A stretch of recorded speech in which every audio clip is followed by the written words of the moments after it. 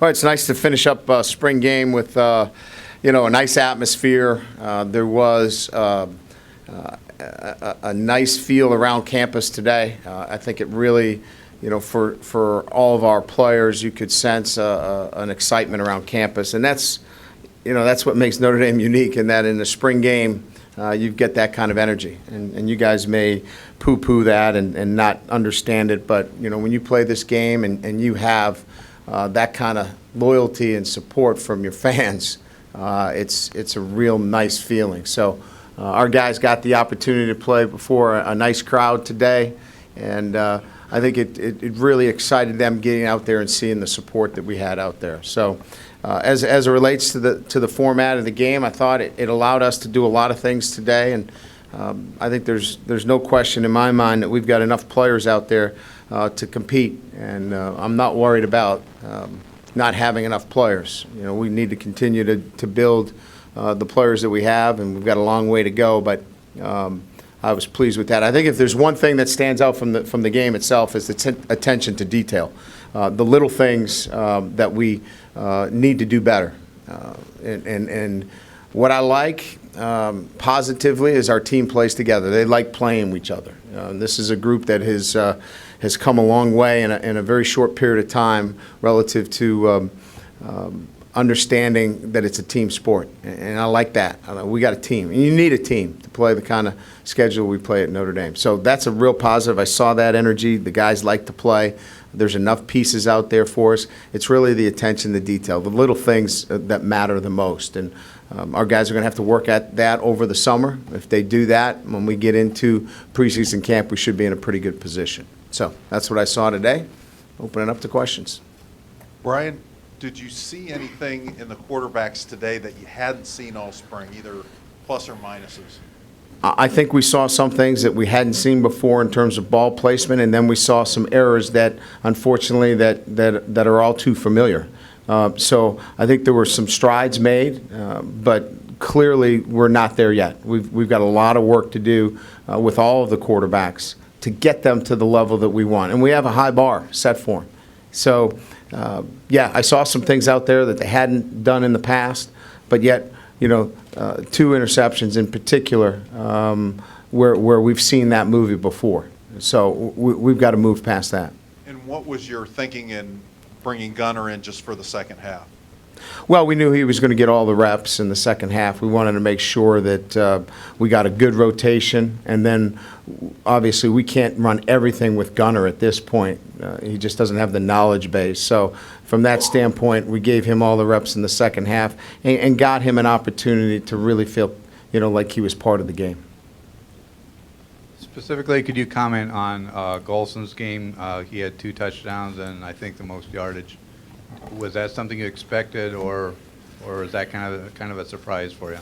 Yeah, we come at it from different perspectives. The stats really don't mean anything to me. What I didn't like is he's got to get the plays in quicker. He's got to recognize the signaling. If I'm not out there getting guys set and making sure he knows what to play, we're gonna have flags thrown all over the place. So those things really don't mean as much to me as they do. Managing the offense, and we're making progress there, but we're nowhere where we need to be. Coach Tyler Eifert had a good game here today. Can you talk a little bit about moving him around, not just in the tight end position? Looked like he was out wide a few times. Yeah, obviously he's a guy that has to replace the production loss of Michael Floyd, and to do that, we've got to be able to get him into some favorable positions. And obviously, he's not going to lock down just at the tight end position. He's a guy that can play it both as a wide receiver. Heck, he could play running back if we needed to. So he's an incredible athlete. He's a versatile player, and so we're going to take advantage of that skill. Ryan, up front, getting back into Golson, you've mentioned throughout the spring that it's up and down. You're trying to string good days together. Was today indicative of his spring performance, or was it a little bit of a departure from what you've seen? The quarterback position, as I mentioned to you before, is the art and science, and bringing both the art and the science together. He's very creative. The art part he's got down. It's the science and the consistency, all of those things to be a championship quarterback. You can put him in the same category as George Atkinson. You know, both of those guys are exciting, electric players, but they are a heart attack for me.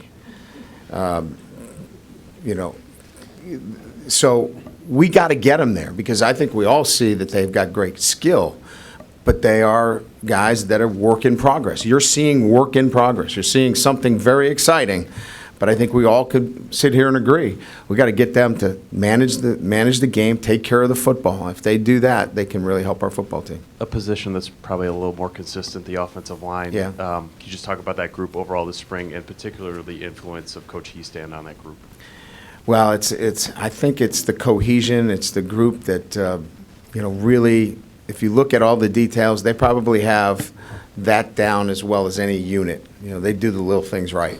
It's a very solid unit. It's a cohesive unit. Coach Heastand demands that kind of unit cohesiveness, and it's starting to show itself in the running game and pass protection. And when you go into a game and you know that you've got all the answers up front on the offensive and defensive line, it gives you a pretty good feeling as a coach. Brian, over here to your right. You've said a couple of times you're nowhere close to where you need to be with the quarterback situation. If you continue with a 3 or a 4-man rotation when we get to the fall, is there enough time for them to be ready by September 1st? Yeah, I mean, we're hoping that this summer is an opportunity for them to, you know, move past some of the areas of concern and now come into camp where we really can start to, you know, narrow down, you know, who those guys are going to be competing for the starting position. So, no, I don't think you can share reps right up to the first game. There'll be a time, there'll be a place for that, but it's still a ways away. Coach, you mentioned over here, you mentioned a movie you've seen before, Tommy interception on his first possession. What are things that you want to see from him, from a progression now that he's a more experienced guy on the roster, quarterback? What do you want to see more from him? 0 is okay on third down. We'll punt the ball. You know, it's a drop 8 situation, and he's trying to fit a seam route in, and we've got a drive coming underneath. Drop the ball down. Let's move on. Punt the ball. Stay out of 3rd and 15. You know, he want to take that back too, but you know you can't make those mistakes. Andrew Hendricks saw that movie before at Florida State. You know, trying to throw an over route with a level 1 ball. That's just the things that I'm talking about. They can't make those mistakes and be the starter. You know, they just can't. Everett can't not manage the game in the manner that he needs to. You know, Gunner's got to be up on the game more. So you can see all of them need work, and we're excited to keep bringing them on. Now this summer, they've got to help themselves. The guy that really commits to the details this summer is probably the guy who's going to be the starter.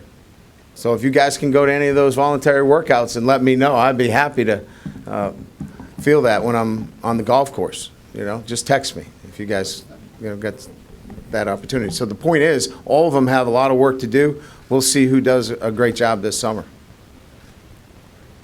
Wood had a lot of tackles today, a very active game. Tell me about his development this spring. Did you say Low Wood? Yeah. We want the ball, you know, if the ball gets, you know, funneled out to him, we feel like we got a really good tackler out there. You know, he tackles very well. He's an aggressive kid, and he's not afraid to put his helmet on you. You know, he's not 4'3", he's not blazing speed, but we don't need him to do that. We need him to defend the post, stay above the cut, and be a good tackler. And he showed a lot of that today. Coach, I'm sure you weren't thrilled with the 6 turnovers, but was that something that you kind of, I mean, how do you handle 6 turnovers? Well, again, Your it's all perspective. part of what we're talking about. It's you know, I think Gunner had a couple of turnovers, you know, inexperience in throwing the football, and you know, that's the learning curve for him. But, you know, if you're turning the football over, it's going to be hard for you to get on the field. You know, the fumbles, obviously, George is sloppy with the ball. Those are the things that we got to. Well, you saw what I saw. I mean, there's nothing different. Those are the kids we got. Can't trade them, but we got to get them better. And so they know that. We know that, and it's a matter of you know, attention to detail for all those kids. There's enough players You know, there's enough good things out there as a team. I love the way our team has come together. That's probably, more than anything, we've moved the team forward. Now we've attention to detail.